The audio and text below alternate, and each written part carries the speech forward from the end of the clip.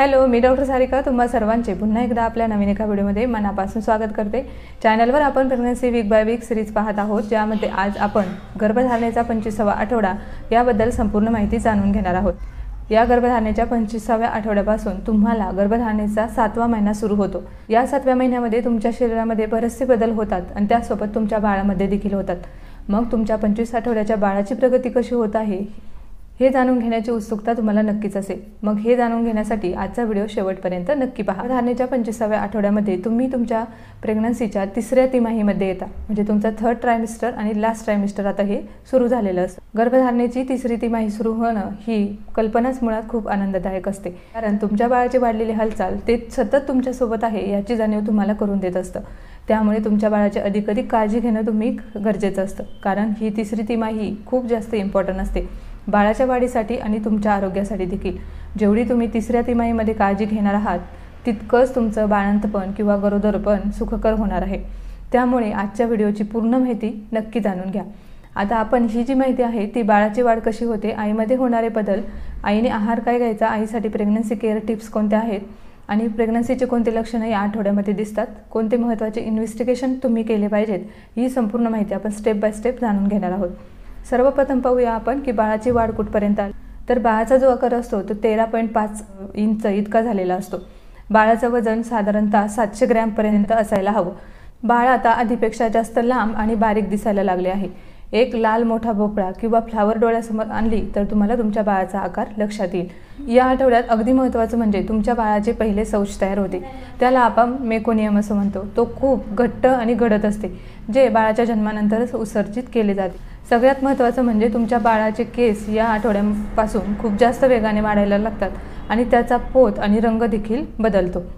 आता गर्भवतीच्या शरीरामध्ये कोणते कोणते बदल होतात, तर 3ऱ्या तिमाहीमध्ये बाळाची वाढ ही झपाट्याने होत असते, त्यामुळे तुमच्या शरीरातील बरीचशी जागा बाळ व्यापत असतं। पण त्यासोबतच जशी जशी बाळाची वाढ होते तसं तुमचं वजन वाढणं देखील महत्त्वाचं असतं। जशी बाळाची वाढ होते तसंच तुमचं वजन देखील वाढतं, कारण बाळाचे जे वजन वाढतं ते तुम्हाला तोलता यायला हवं, त्यामुळे तुमचं वजन देखील तेव्हा वाढत असतं।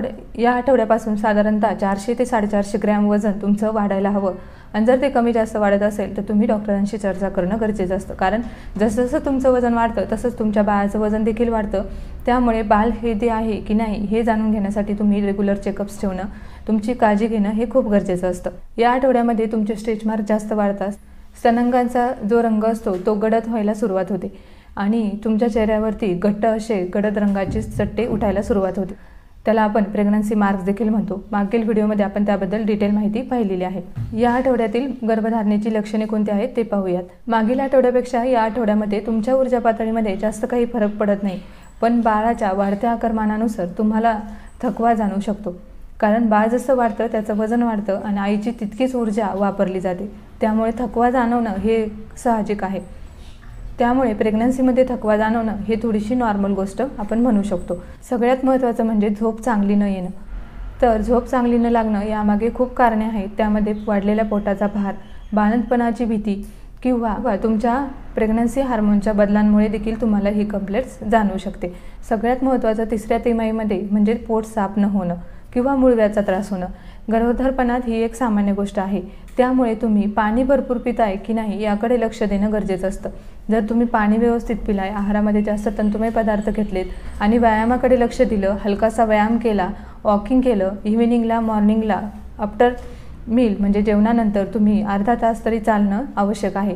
यामुळे तुम्हाला पोट साफ न होण्याचा किंवा मूळव्याचा त्रास टाळू शकता आणि चालण्याने, वॉकिंगने तुमची एनर्जी, ऊर्जा जी असते ती वाढते, तुम्ही सतत ॲक्टिव्ह राहू शकता आणि हा जो ॲक्टिव्हनेस असतो ते तुम्हाला ऊर्जा टिकून ठेवण्यासाठी मदत करतो।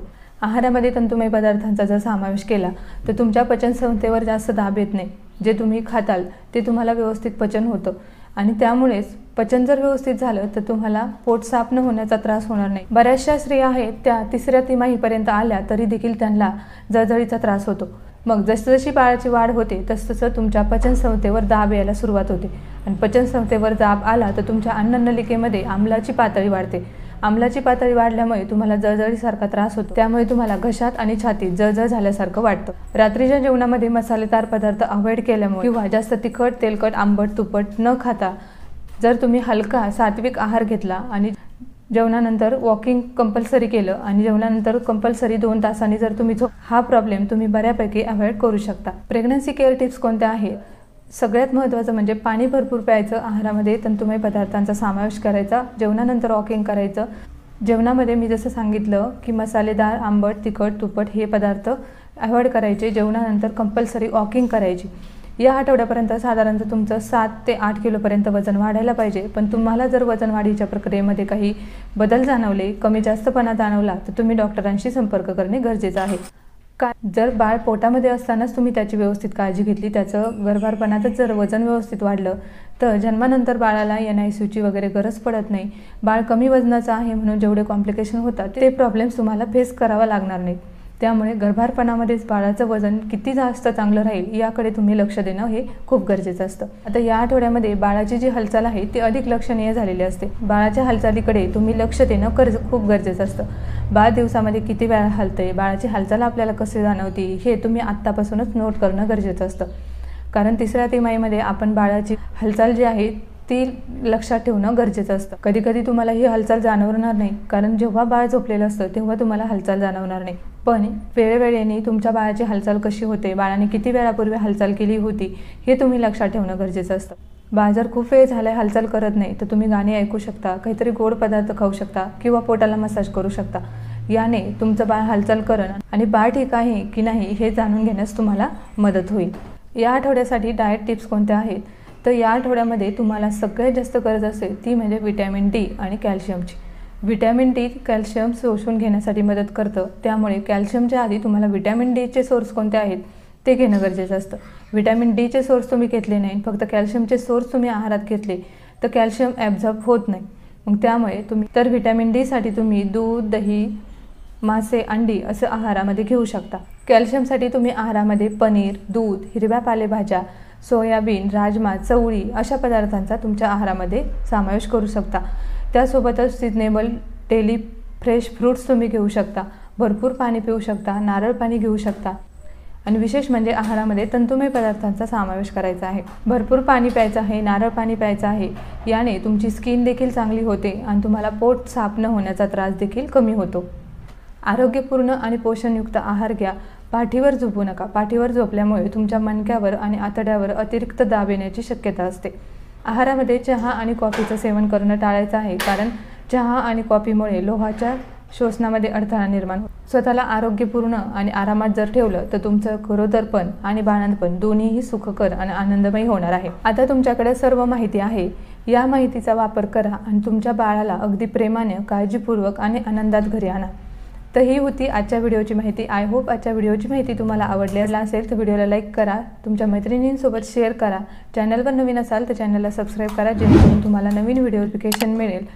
पुन्हा भेटूया नवीन एका व्हिडिओमध्ये। व्हिडिओ पाहिल्याबद्दल धन्यवाद।